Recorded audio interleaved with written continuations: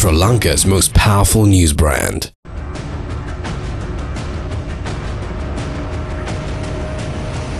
Newsfirst Newsline with Faraz Shaukatali.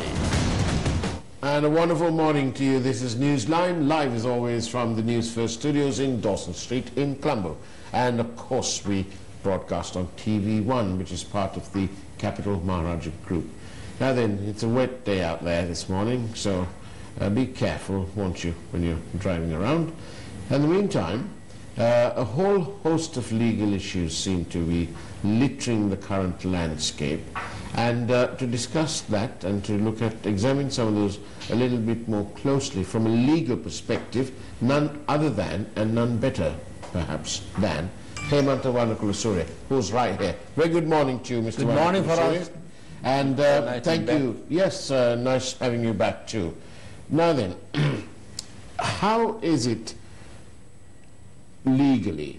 We have all sorts of claims. We have the minister in charge of the subject of the central bank, or who was in charge, Mr. Ranil Wickremesinghe, making a statement, and his comrade, Minister Malik Samaravikrama, now a minister, also says, reflects and echoes what his dear leader is saying, which is that they say that there was no loss to the state. The next bit of the statement says that the 11 billion loss is covered because the government is holding on to some assets worth 12 billion. So, firstly, there's obviously, they admit that there's been a loss, because otherwise why do you want to deduct it from the 12 billion? But, Hemanta, to begin with, why are these people passing judgment? Yeah, naturally, when you're accused of, when the whole world, of Sri Lanka accuses the Prime Minister and his friend Malik Samaravikrama as the people who was behind this entire racket or masterminded this racket, they'll have to pass judgment on themselves, where no other person is going to pass judgment and free them.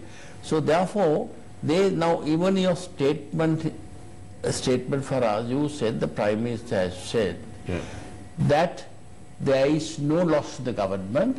Then he contradicts himself and says already the government has frozen 12 billion, whereas the loss is 11 billion.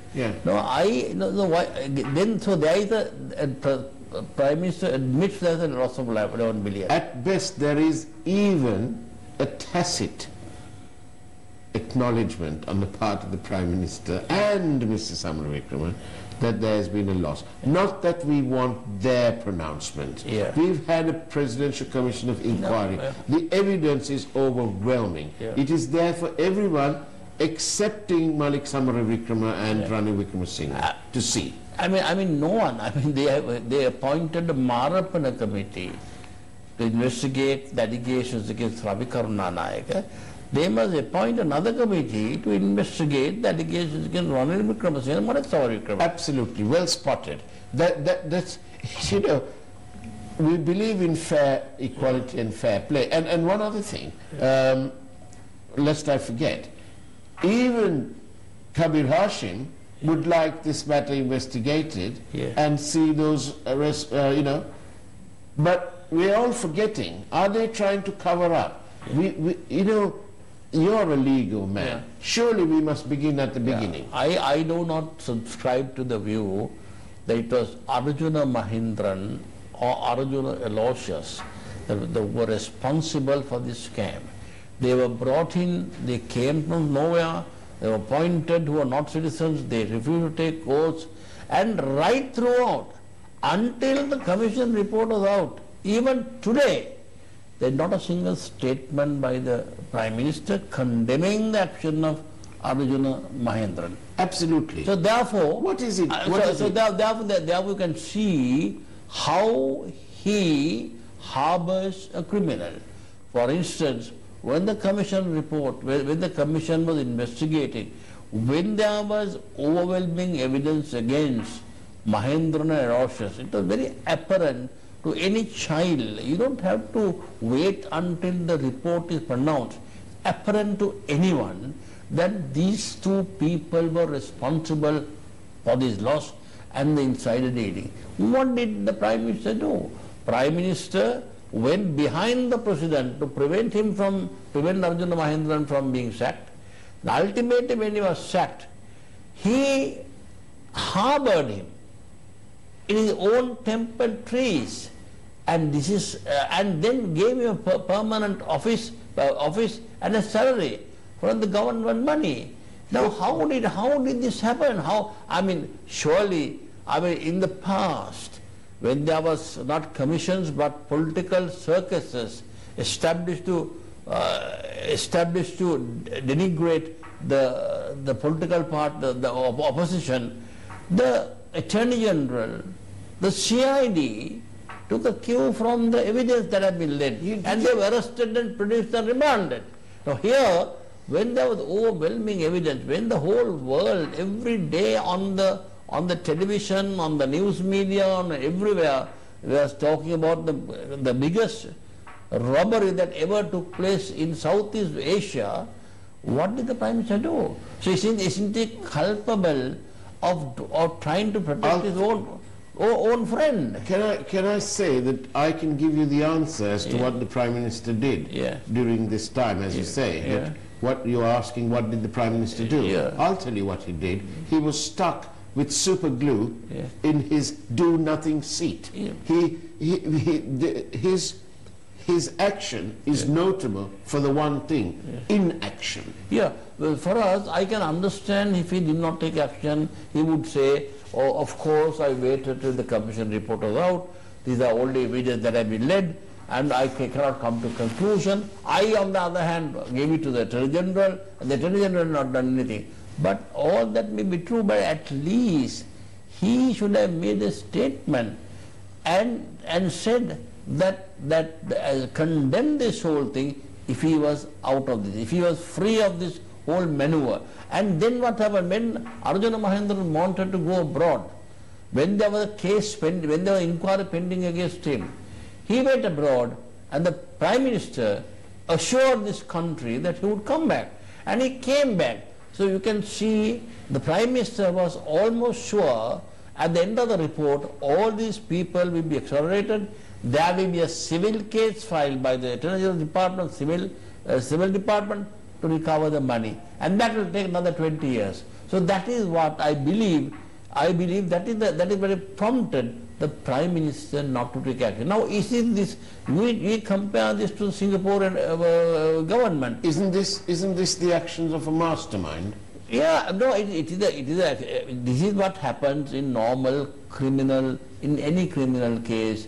The accused get together and they protect each other. One gang protects the other gang, is only against the other gang, but they all themselves work together. Well, protection. Some people give orders from the remand, some people from the jail, the other people work on it. So this is something very common. Why did, if the Prime Minister we have to believe his image as Mr. Clean, what action even today, even up to now, did he make any statement other than find a scapegoat? They found a scapegoat, Ravi Karunanayak. No, I don't hold any brief for him, but I believe he and Arjuna Aloysius have become the throwaway factor. They have become the scapegoat of this whole mastermind. I believe. Who is the mastermind? Obviously, the mastermind, the person who planned this, and that will come out only if. I believe even today. Where is the evidence pointing Evidence is there. Very. I believe if they are going to take action against Ravi Karunanayak on a Marapana Committee report like the Pitipana Committee report, I believe Ravi Karunanayak not only must blame the Marapana Committee in Parliament, he must come and then tell the truth to his people, because this is nothing to do with Ravi Karunanayak. I mean, he may have collected money from Arjuna Aloysius, but the entire operation, and he is not the subject minister. So the entire operation, and even Arjuna Aloysius, he was also instrumental in making this money on behalf of the mastermind. And the mastermind, I mean, if you believe that mastermind is what the media is accusing, New Guinea Secretary openly said that it is Ranil Wickremesinghe who was behind the scam and his friends, and it is obvious that action must be taken. I do not know whether the Attorney General would ever do this, but I can assure you that in order to protect Ranil Wickremesinghe, various things are happening, like taking away Mr. Dappula Nivera from the investigation team. Now he is only an observer, he can only advise, but he cannot command the CID to take these actions. And then when Ranil Wickremesinghe said, Bayanati Agamati, when he gave evidence, what happened? If he was not Bayanati Agamati, why didn't he permit anyone from the team who knew everything about this to cross-examine him? And also, why did the commission send him a questionnaire and in advance? Is anyone of the witnesses got the privilege? Why should that privilege be given to Arjuna Aloysius? Because but the Prime Minister does have a busy diary. You know, he might make a busy diary, but if he comes as the Bayanati Agamati, he must be able to open himself. And then when he gave evidence to the Patna of the Commission, I also appeared for him. And then Patna of the Commission, there were no questions that were sent, and he had to answer. Yeah. So the difference is he wasn't the Prime Minister, he was the leader of the opposition. Yeah, so I mean, what is the difference between the opposition and the cabinet rank minister? What I am trying to say, whether the Prime Minister or whether the President, if he is brought before a commission, he must not have any undue advantage over others. Then the whole report finding becomes tainted. Now this is what I am trying to say. Now, Hemanta, they keep saying that there were no losses to the state and so on. Absolute bunkum. Because on the basis of the interest rate hike alone. I will tell you, there's a friend of mine, these are not 100% accurate figures, but rough estimate. The total debt in 2014 was 7,400 billion rupees. That's our total debt. Yeah. Out of this, the national debt or the local debt amounted to 4,200 billion rupees. Yeah. And as a direct and indirect effect of the bond scam, the interest rate went up by 3%. And then what is the total amount of interest paid by the government to the investors is 126 billion. Now, that's when minimum. you pay... that's minimum. Minimum, it's slightly more than that. Yes, it's about 148 billion, actually. It is 126 billion. Just imagine why you are paying so much of money to buy a coconut. Because the inflation and the money that is flowing in, the black money, the money that is flowing in the country is so much that everything will go up. And then also, what is the effect it had on the imports? Now, when you go to a shop, when you buy anything that is imported, I mean, it's prohibitive. People can't afford. Now, what happened? You must understand this. Before that, I must tell you that in simple terms, 126 billion, not 114 billion, is sufficient to build the Colombo-Kandy Expressway without any loan. I think you need to say that again. You need to say that again. 126 billion, according to my estimate, according to my friend's estimate, but not 148 million as Farah said, is sufficient without any loan to pay for the Colombo-Kandy Expressway. Just imagine the colossal loss and how colossal loss that resulted in this great scam. Let me stop you there and tell you at this bit. It's appropriate because Uday Gamampila said yesterday that the agent for the loan was none other than Arjuna Aloysius. That's what he said.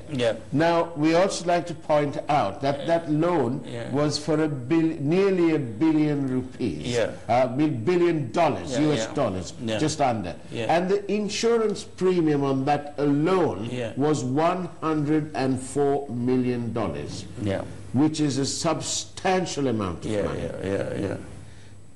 I mean, I don't know. I don't know exactly the figures. I do. It's actually in my mind. So I mean, then I accept that. So just imagine, this is not a scam where this is not like breaking into a house and taking your money. They have broken into the entire country, rob the money, and you have to pay for coconuts, you have to pay for your rice, you have to pay for your fish much more than what you paid in 2014. The inflation is galloping, and the resultant position is that you have to consider, before you cast your vote, whom are you going to vote this time? Are you going to vote for these great the people who robbed the central bank and robbed your purse, robbed your money, robbed your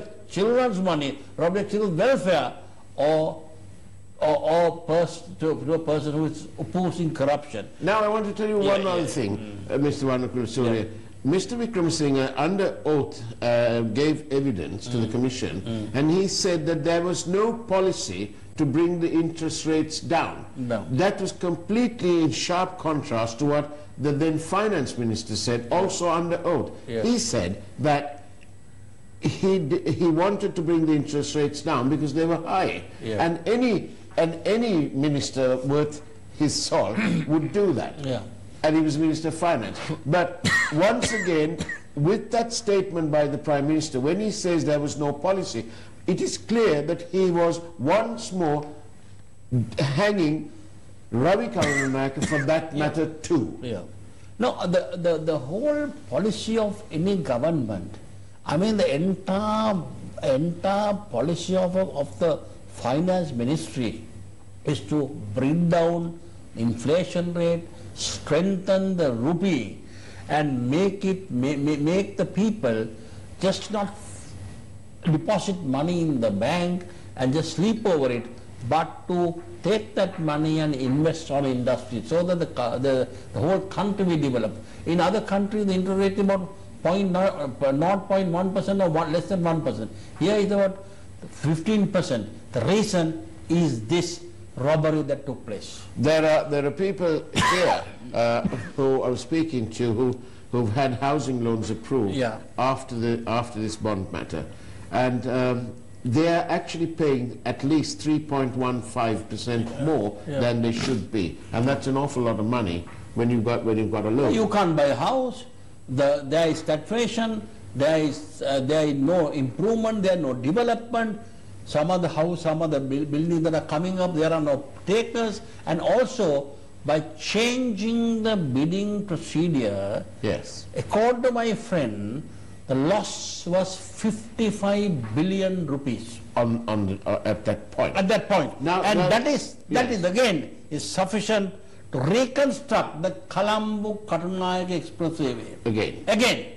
I mean, you could, with that 55 billion, the total cost would be less than to build the Kattunayake-Colombo Expressway. Now you can see the Kattunayake-Colombo Expressway, you can see the Colombo Expressway, and see how they have robbed the development of, they are struggling to get money to pay for the Colombo-Kandy Expressway. Now I want to ask you a couple of questions, Mr. Vanakulasuriya. It's like this.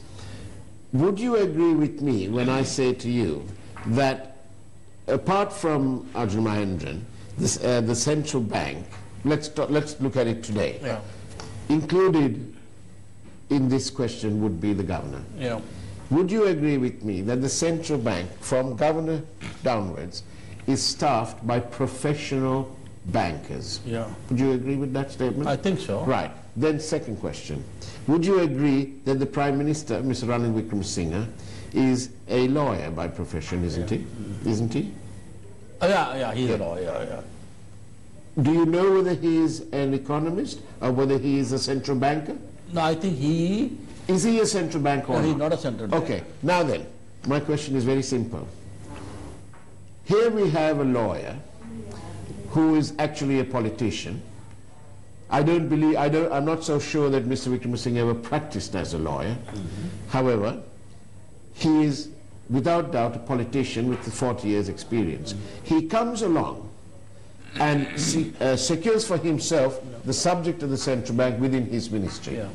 He then changes a system Yeah. that professional central bankers have had in place since Governor A.S. Jayawardena's time, Yeah. since 1997, I believe it is. Yeah.